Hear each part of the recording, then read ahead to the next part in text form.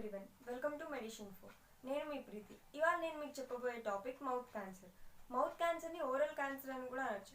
కానీ ఇంకోటి ఏంటంటే, నేను టాపిక్ స్టార్ట్ చేసే ముందు ఏం చెప్పాలనుకుంటున్నానంటే, ఫస్ట్ టైం మీ ఛానల్ చూసే వాళ్ళు సబ్స్క్రైబ్ చేయండి. ఈ టాపిక్ మొత్తం అయిపోయాక మీకు కనుక వీడియో నచ్చినట్లయితే లైక్ చేయండి. మీ ఫ్రెండ్స్కి, మీ రిలేటివ్స్కి ఎవరికైనా ఈ టాపిక్ యూజ్ అవుతుంది అనుకుంటే కనుక వాళ్ళకి షేర్ చేయండి. మీరు ఇచ్చే సజెషన్స్ నాకు చాలా హెల్ప్ అవుతాయి. ఏదైనా సజెస్ట్ చేయాలి అనుకుంటే కమెంట్ బాక్స్లో పెట్టండి. So coming to the topic, నేను ఇవాళ చెప్పబోయే టాపిక్ ఏంటంటే మౌత్ క్యాన్సర్. మౌత్ క్యాన్సర్ని ఓరల్ క్యాన్సర్ అని కూడా అంటారు. మీకు ఇందాక స్టార్టింగ్లో చెప్పాను నేను, అదే అనమాట. అసలు మౌత్ క్యాన్సర్ అంటే ఏంటి? Cancer that develops in any part of the mouth. అంటే మన మౌత్లో ఏ పార్ట్లో అయినా కూడా ఎఫెక్ట్ అవ్వచ్చు క్యాన్సర్ అనేది. అంటే ఎలా అంటే లిప్స్కి కానీ, థ్రోట్కి కానీ, లేకపోతే ఇక్కడ నెక్, ఇక్కడ థ్రోట్ ఉంటుంది కదా మనకి, అక్కడ వరకు ఏ పార్ట్లో అయినా కూడా ఎఫెక్ట్ అవ్వచ్చు. ఫారింగ్స్ అవన్నీ ఉంటాయి కదా, సో ఎక్కడైనా కూడా ఎఫెక్ట్ అవ్వచ్చు. కానీ మెయిన్గా ఏంటంటే మన లిప్స్కే ఎఫెక్ట్ అవుతుంది మౌత్ క్యాన్సర్ అనేది చాలా మటుకు. మిగతా అని చాలా రేర్ ఉంటాయి. ఆ లిప్స్కి కూడా లైనింగ్స్ ఉంటాయి కదా, కిందది పైనది, అక్కడ వస్తూ ఉంటుంది అనమాట. అది ఎలా వస్తుంది? ఫస్ట్ ఒక చిన్న పింపుల్ లాంటిది వస్తుంది మన లిప్స్కి ఎక్కడైనా కూడా. అది వచ్చి సెల్స్ అనేవి అక్కడ మల్టిప్లై అవుతూ ఉంటాయి. క్యాన్సర్లో అసలు మెయిన్ ఏంటిదంటే సెల్స్ మల్టిప్లై అవ్వడమే. దాన్ని మెటాస్టాసిస్ అంటారు. ఆ మెటాస్టాసిస్, ఆ సెల్స్ అలా మల్టిప్లై అయినప్పుడు అది కొద్దిగా కొంచెం ఇలా పెద్దగా అవుతుంది, స్వెల్లింగ్. దాన్ని మౌత్ క్యాన్సర్ అని అంటారు. ఇంకా దీనికి స్టార్టింగ్ ఎలా ఉంటుంది అని అంటే, మౌత్లో వైట్ ప్యాచెస్ లాంటివి కనిపిస్తాయి. స్టార్టింగ్ సిమ్టమ్స్ ఇవి. ఆ మౌత్లో వైట్ ప్యాచెస్ కనిపించేదాన్ని లూకోప్లేకియా అని అంటారు. అది కొన్ని రోజులకి కొంచెంగా రెడ్, లైటిష్ రెడ్ నుంచి డార్క్ థిక్గా అయ్యి డార్క్ రెడ్ కలర్లో మనకు కనిపిస్తూ ఉంటాయి. అలా ఆ సెల్స్ మల్టిప్లై అయ్యే కొద్దీ ఆ కలర్ చేంజెస్ అవుతూ ఉంటుంది. అలా రెడ్గా అయిపోయిన తర్వాత వైట్ నుంచి రెడ్ ప్యాచెస్ వస్తాయి. ఆ రెడ్ ప్యాచెస్ నుంచి మళ్ళీ నెక్స్ట్ స్టేజ్ ఏంటిది, ఒక అల్సర్ లాంటిది ఫామ్ అవుతుంది. ఆ చిన్న అల్సర్ అనేది ఇంకా కంటిన్యూగా గ్రో అవుతూనే ఉంటుంది. చెప్పాను కదా మీకు ఇందాక, సెల్స్ మల్టిప్లై అవుతూ ఉంటాయి అని. దాని అల్సర్లో సెల్స్ అన్ని మల్టిప్లై అయ్యి ఇలా పెద్దగా కనిపిస్తుంది. లిప్స్కి కానీ ఎక్కడైనా కూడా ఇలా రౌండ్గా పెద్దగా మీరు చూసే ఉంటారు. మూవీస్ స్టార్టింగ్లో మనకు చూపిస్తారనమాట. ఒక లేడీకి ఇలా మౌత్ జర్దా, తంబాకు అవి తినడం వల్ల ఇలా పెద్దగా వచ్చేసింది, అలా చూపిస్తూ ఉంటారు కదా, అవన్నమాట. నెక్స్ట్ ఏంటంటే మౌత్ క్యాన్సర్లో సిమ్టమ్స్ అనేవి ఇలా ఉంటాయి. ఫస్ట్ మీకు చెప్పినట్టయితే వైట్ ప్యాచెస్ కనిపిస్తాయి. దాని నుంచి నెక్స్ట్ రెడ్ ప్యాచెస్, తర్వాత అల్సర్ అనేది ఫామ్ అవుతుంది. దాని తర్వాత కంటిన్యూగా గ్రో అవుతూనే ఉంటుంది. ఇంకా వేరే సిమ్టమ్స్ ఎలా ఉంటాయి అని అంటే, బ్యాడ్ బ్రీత్, అంటే బ్యాడ్ స్మెల్ వస్తూ ఉంటుంది మౌత్లో నుంచి. వాళ్ళకి ఏది తిన్నా కూడా పెయిన్స్ రావడం ఉంటాయి. ఫేషియల్ పెయిన్స్ ఉంటాయి, అంటే మనం తిన్నప్పుడు, నమిలినప్పుడు, లేదా ఫుడ్ని మింగుతున్నప్పుడు వాళ్ళకి ఇవన్నీ పెయిన్ వస్తూ ఉంటాయి ఇక్కడంతా. ఇంకా ఇయర్ పెయిన్స్ ఉంటాయి, హెడేక్స్ ఉంటాయి. ఇయర్ పెయిన్స్ ఎందుకు ఉంటాయంటే ఈ జాస్ ఇవన్నీ లింక్డ్ ఉంటాయి కాబట్టి ఇయర్ పెయిన్స్ అనేవి కూడా వస్తూ ఉంటాయి. నెక్స్ట్ ఇంకా ఏంటంటే టీత్ అనేవి లూజ్ అయిపోతూ ఉంటాయి. వాళ్ళు ఎక్కువ నమలలేరు, అంటే వాళ్ళకి ఫుడ్ ఇక్కడ అంతా పెయిన్ ఉంటుంది కదా, ఫుడ్ తీసుకోవడం కూడా కొంచెం కష్టంగా ఉంటుంది. ఇవి జాస్ పెయిన్ ఉంటాయి, టీత్ అనేవి లూజ్ అయిపోతూ ఉంటాయి. ఇవి మౌత్ క్యాన్సర్లో ఉండే సిమ్టమ్స్. నెక్స్ట్ రిస్క్ ఫ్యాక్టర్స్ అంటే ఏంటి? అసలు దేనివల్ల వస్తుంది మౌత్ క్యాన్సర్ అనేది? ఈ రిస్క్ ఫ్యాక్టర్స్ అనమాట. మెయిన్గా ఏంటంటే స్మోకింగ్, డ్రింకింగ్ ఇలా చేసే వాళ్ళకి 15 times ఎక్కువగా వస్తుంది మౌత్ క్యాన్సర్ అనేది నార్మల్ పర్సన్ కన్నా. అంటే నార్మల్ పర్సన్ అంటే ఏ అలవాట్లు, అంటే స్మోకింగ్ కానీ డ్రింకింగ్ కానీ చేయని వాళ్ళు ఉంటారు కదా, వాళ్ళకన్నా స్మోకింగ్ డ్రింకింగ్ చేసే వాళ్ళకి 15 times ఎక్కువగా వస్తుంది. ఇంకా నెక్స్ట్ ఎవరికి వస్తుంది అంటే టొబాకో, అంటే తంబాకు తినేవాళ్ళు కానీ, లేకపోతే జర్దా, స్నఫ్ ఇలాంటివి అంటారు కదా, అలా తినే వాళ్ళకి కూడా చాలా ఎక్కువగా ఇది ఎఫెక్ట్ అవుతూ ఉంటుంది మౌత్ క్యాన్సర్ అనేది. నెక్స్ట్ ఇంకా ఏంటంటే కాజెస్ అంటే ఏంటిది, అసలు దేనివల్ల ఈ మౌత్ క్యాన్సర్ వస్తుంది అనేది కాజెస్ అనమాట. మెయిన్గా టొబాకో అనేది మెయిన్ రీజన్ అనమాట అసలు మెయిన్ మౌత్ క్యాన్సర్స్ రావడానికి. అంటే ఒక పర్సన్ వచ్చేసి 40 సిగార్స్ కన్నా ఎక్కువ పర్ డే తాగితే వాళ్ళని క్రానిక్ స్మోకర్ అంటారు. ఆ క్రానిక్ స్మోకర్స్ నార్మల్ వాళ్ళంటే పర్ డే 5 to 6 లేదా మహా అయితే 10 to 12 తాగుతారు. అలా కాకుండా పర్ డే 40 సిగరెట్స్ అలా తాగే వాళ్ళని క్రానిక్ స్మోకర్స్ అంటారు అనమాట. వాళ్ళకి ఈ మౌత్ క్యాన్సర్ చాలా ఈజీగా వస్తుంది.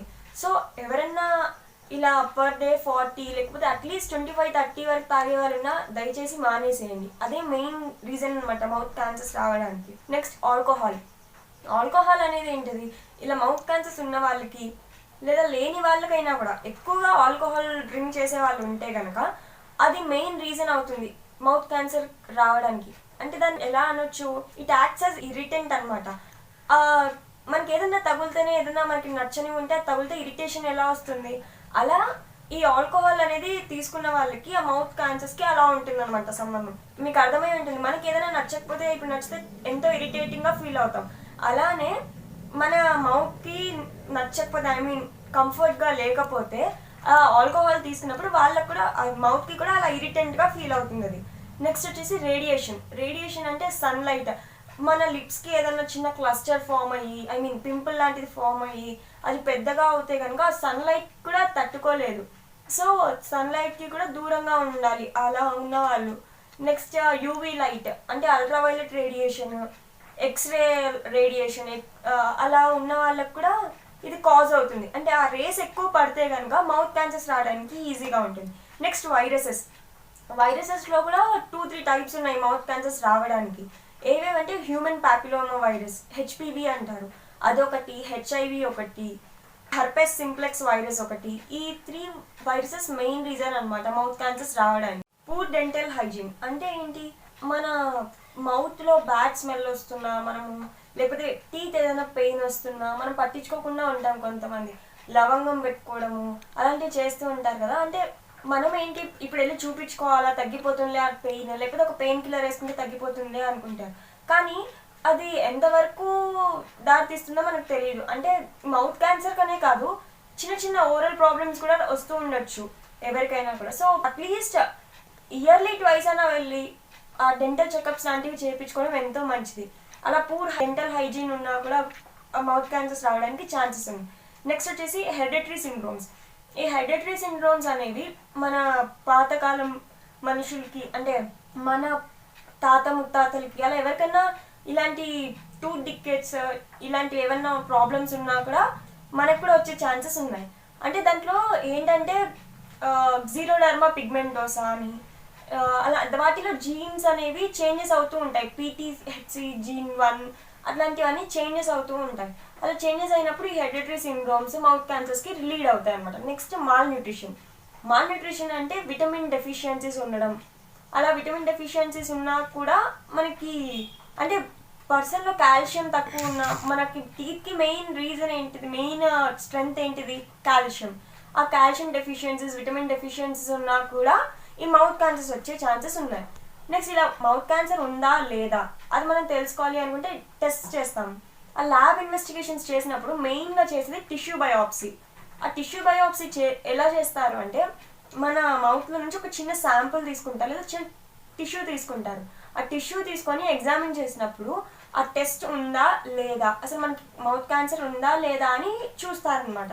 దాంట్లో ఉంది అని అంటే మౌత్ క్యాన్సర్ ఉన్నట్టు, లేకపోతే లేనట్టు. నెక్స్ట్ వచ్చేసి బ్లడ్ టెస్ట్ చేస్తారు, లివర్ ఫంక్షన్ టెస్ట్ చేస్తారు, ఇంకా ఎండోస్కోపీ చేస్తారు. ఎండోస్కోపీ ఎందుకంటే థ్రోట్ వరకు ఉంటుంది అని చెప్పారు కదా, ఆ చిన్న కెమెరా అనేది లోపలికి పంపించినప్పుడు ఏమన్నా లమ్స్ ఉన్నాయా అవన్నీ ఇక్కడ చూస్తారనమాట. నెక్లో మౌత్ లోపల అవన్నీ ఇలా పంపించి, ఆ చిన్న కెమెరాని పంపించి చూస్తే, మనం డైరెక్ట్గా చూసినా మనకు కనిపించవు కాబట్టి ఆ చిన్న ఎండోస్కోపీ ద్వారా చిన్న కెమెరాని పంపించి చూస్తారు. నెక్స్ట్ ఈ టెస్ట్ అన్నీ చేస్తూ ఉంటారు, బ్లడ్ టెస్ట్ చేస్తారు, ఈ టెస్ట్ అన్నీ చేస్తూ ఉంటారు. ఇప్పుడు ట్రాన్స్మిషన్ అంటే ఏంటి, అసలు ఎలా వస్తుంది మౌత్ క్యాన్సర్ అనేది ఎలా ట్రాన్స్మిట్ అవుతుంది అని. ఫస్ట్ ఈ మౌత్ క్యాన్సర్ అనేది మన నెక్లో ఉండే లింఫ్ నోడ్స్ ఇక్కడ ఉంటాయి కదా, దానికి స్ప్రెడ్ అవుతుంది. దానికి స్ప్రెడ్ అయిన తర్వాత నెక్స్ట్ స్టేజ్కి వచ్చేసరికి లంగ్స్కి, వేరే పార్ట్స్కి స్ప్రెడ్ అవుతుంది. అలా ఫస్ట్ ఆ లింఫ్ నోడ్స్కి స్ప్రెడ్ అయ్యేదాన్ని లోకో రీజనల్ మెటాస్టాసిస్ అంటారు.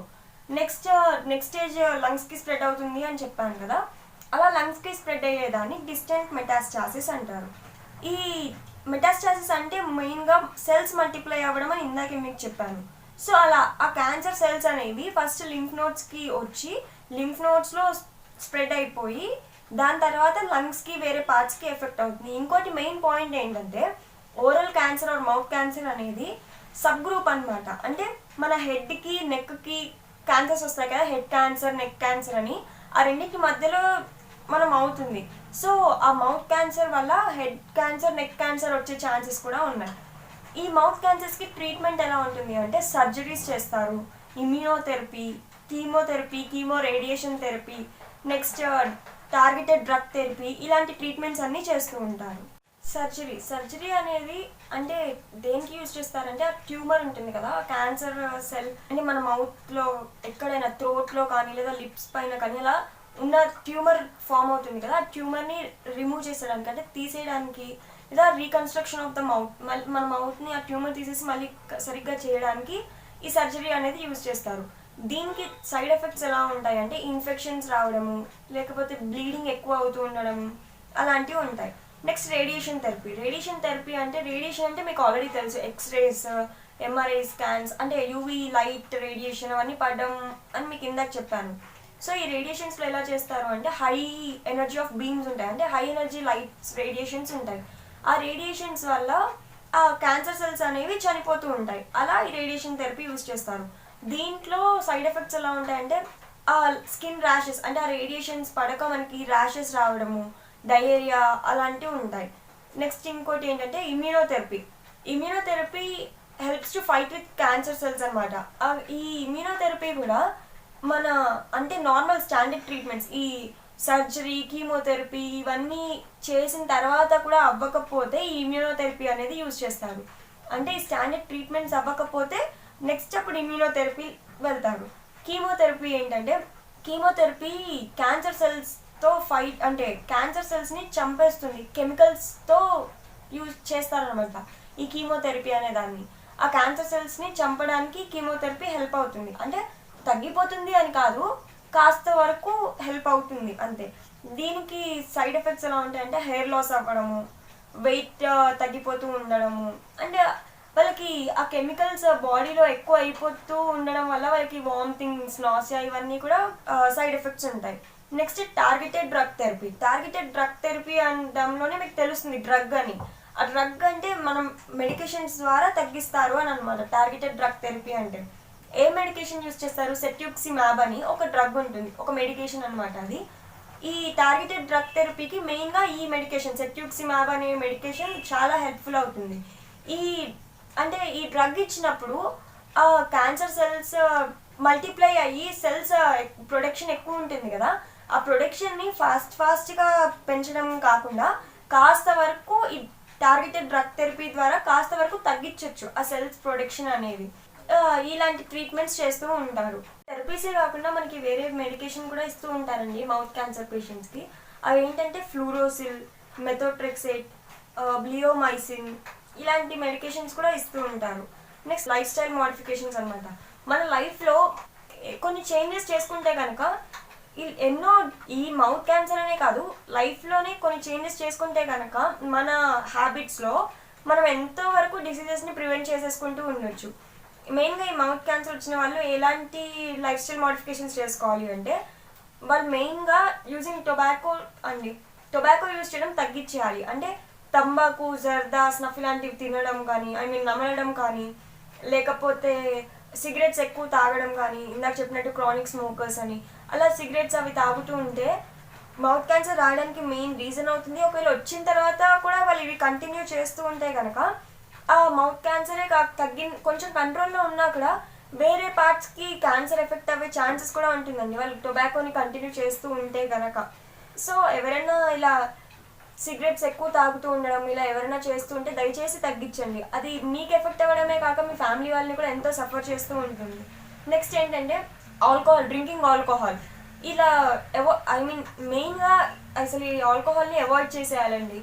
ఈ కాంబినేషన్లో ఒకవేళ సిగరెట్ తాగడము అలానే ఆల్కహాల్ కన్జంప్షన్ ఉన్నవారికి ఈ మౌత్ క్యాన్సర్ అనేది చాలా ఈజీగా వస్తుంది. అలా అని మౌత్ క్యాన్సర్ ఉన్న ప్రతి ఒక్కరు టొబాకో యూజ్ చేస్తారు, ఇలా ఆల్కహాల్ తీసుకుంటారు అని కాదు. కానీ most of the cases main reason ఇవే ఉంటాయి, tobacco consumption and drinking alcohol. మనకి మూవీస్ ముందు టీవీల్లో ఎన్నిసార్లు ఎంతమంది వచ్చి drinking alcohol and consumption of tobacco ఇవి injurious to health, leading to cancer అవన్నీ చెప్పినా కూడా ఎవ్వరు పట్టించుకోరు. కనీసం అట్లీస్ట్ వాళ్ళు మానేయలేరు. మానేయడానికి బయట మార్కెట్స్లో ఎన్నో దొరుకుతున్నాయి. నికోటిన్ రిప్లేస్మెంట్ ప్రోడక్ట్స్ అని, I mean nicotine tobacco consumption తగ్గించడం కోసం మనకి చివింగ్ గమ్స్ లాంటివి అలాంటివి చాలా దొరుకుతున్నాయి. సో ఒకసారి అవి ట్రై చేయండి, మీరు మానగలరేమో. అలాంటివి ట్రై చేస్తే మీ ఫ్యామిలీ వాళ్ళు హ్యాపీగా ఉంటారు, మీకు ఇలాంటివి రాకుండా జాగ్రత్తలు పడవచ్చు మీరు. సో నెక్స్ట్ ఇంకోటి ఏంటంటే, ఈ మౌత్ క్యాన్సర్కి వేరే ఆల్టర్నేటివ్ మెడికేషన్స్ ఏమి ఉండవండి క్యూర్ అవ్వడానికి. మీ జాగ్రత్తలో మీరు ఉండాలి అంతే. ఎప్పటికప్పుడు డాక్టర్ని కన్సల్ట్ అయ్యి తగ్గిందా లేదా మౌత్ వాష్ చేయించుకోవడము అలాంటివి చేస్తూ ఉండాలి. ఇంకా మీరు తినే ముందు తిన్న తర్వాత 2 సార్లు మీ మౌత్ని రిన్స్ చేస్తూ ఉండాలి. ఐ మీన్ వాటర్ వేసి పుక్కలిస్తూ ఉండాలి. హాట్ వాటర్ అయినా పర్లేదు, కొంచెం గోరువెచ్చగా ఉన్న వాటర్ని మీరు పుక్కలిస్తూ ఉంటే కనుక దాంట్లో ఏదైనా చిన్న పురుగులు కానీ అట్లా లేకపోతే ఏమైనా ఉన్న బ్యాక్టీరియా ఉన్నా కూడా పోతూ ఉంటుంది. అలాంటివి చేస్తే చాలా వరకు హెల్ప్ అవ్వచ్చు. నెక్స్ట్ ఇంకో డైట్ ఏంటంటే, న్యూట్రిషన్ ఫుడ్ తీసుకోవాలి. ఫ్రెష్ ఫ్రూట్స్ కానీ వెజిటేబుల్స్ కానీ తింటూ ఉండాలి. దయచేసి ఈ పాన్ జర్దా ఇంకా బయట మార్కెట్స్లో చాలా దొరుకుతున్నాయి ఈ మధ్య అయితే. రాజాకైని అని ఇంకా గుట్కా అని ఇలాంటివన్నీ చిన్న చిన్న పిల్లలు, ఐ మీన్ ఒక 20 years ఏజ్ కూడా ఉండదు, వాళ్ళు కూడా ఇవన్నీ యూజ్ చేస్తున్నారు. ఇప్పుడే ఇలా ఉంటే వాళ్ళకి ఇంకా పోను కంపల్సరీ మౌత్ క్యాన్సర్స్ వచ్చే ఛాన్సెస్ చాలా ఉన్నాయి. సో దయచేసి కనీసం మీరు ఈ యూత్లో ఉన్న వాళ్ళైనా పెద్దోళ్ళు అంటే ఇంకా వాళ్ళ ఏజ్ పరంగా కానీ లేదా వాళ్ళ మెంటల్ టెన్షన్స్ వల్ల కానీ అలా తీసుకుంటున్నారు అని అనుకోవచ్చు.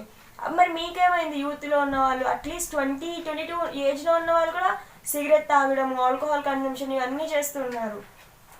వాళ్ళకి ఏమైపోతుందో తెలీదు. వాళ్ళు పక్కనున్న ఫ్రెండ్స్ వల్ల చూసి పాడైపోతారు అని అంటూ ఉంటారు. వాళ్ళ ఫ్రెండ్స్ వల్ల ఎంత పాడైనా కూడా మీది మీకు ఉంటుంది కదా. సో మీ ఫ్యామిలీని మీరు ఎందుకు సఫర్ చేస్తారు? ఇప్పటి నుంచే అన్ని అలవాట్లు ఎందుకు మీకు? సో దయచేసి మానుకోండి. సిగరెట్ తాగడం కానీ లేకపోతే ఆల్కహాల్ తీసుకుంటూ ఉండడం కానీ. ఎప్పుడైనా సరే ఒకవేళ మీకు అలవాటు ఉంది, మీరు మానుకోలేకపోతున్నారు అంటే సరే ఏదైనా ఫ్రెండ్ బర్త్డే పార్టీయో లేదా ఏదైనా న్యూ ఇయర్ ఈవెంటో అట్లా ఏదైనా ఉంటే తీసుకోవచ్చు. కానీ వీక్లీ ఒకసారి మీరు తాగేసి రావడము ఇలా సిగరెట్లు ఇవన్నీ అంటే మీకే, మీ లైఫ్కే, మీ హెల్త్ పరంగానే ఇష్యూస్ వస్తాయి కానీ అది ఎవరికి ఏం కాదు. మీ హెల్త్ ఇష్యూస్ వస్తే మీ ఫ్యామిలీ వాళ్ళు సఫర్ అవుతారు కానీ మీ ఫ్రెండ్స్ కానీ బయట వాళ్ళు కానీ ఎవరు వచ్చి మిమ్మల్ని చూడరు. సో దయచేసి ఇలాంటివన్నీ మానుకోండి. ఇంకా నెక్స్ట్ ఏంటంటే, నా వీడియో కనుక మీకు నచ్చినట్టయితే లైక్ చేయండి, సబ్స్క్రైబ్ చేయడం మాత్రం మర్చిపోకండి. ఇంకా నేను మాట్లాడిన దాంట్లో ఏమైనా తప్పులున్నా లేకపోతే ఇలా కాదు ఇలా చెప్పు ఇంకా బాగుంటుంది అని ఎవరైనా అనుకున్నా మీరు కమెంట్ బాక్స్లో కనుక నాకు సజెస్ట్ చేస్తే నేను కంపల్సరీ ఫాలో అవుతూ ఉంటాను. సో దయచేసి ఏదైనా చెప్పాలి అనుకుంటే కమెంట్ బాక్స్లో పెట్టండి. సబ్స్క్రైబ్ చేయడం మాత్రం మర్చిపోకండి. Thank you.